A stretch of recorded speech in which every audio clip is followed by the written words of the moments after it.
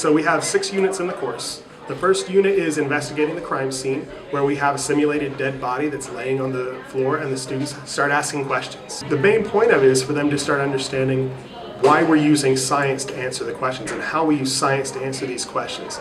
That's Unit 1. Unit 2, we start talking about diabetes. They start learning basic stuff about the differences between type 1 and type 2 diabetes, but then they start getting into a lot of the cellular processes of diabetes, the future of diabetes, how to manage nutrition, and all the treatments that we can use in the long-term complications of diabetes. That's the unit that we're on right now. So right now we're examining food particles, different molecules and different nutrients in food, and we're figuring out how those are used and how we can manage those in our diet. The person that we go through has lots and lots of different maladies. So we go through all these different things she had. In Unit 3, we cover sickle cell disease, some of the complications of that, again, how it's treated, different parts of the blood and what that does for a person, some of the different genetics behind sickle cell disease, so we start covering genetics and things like that.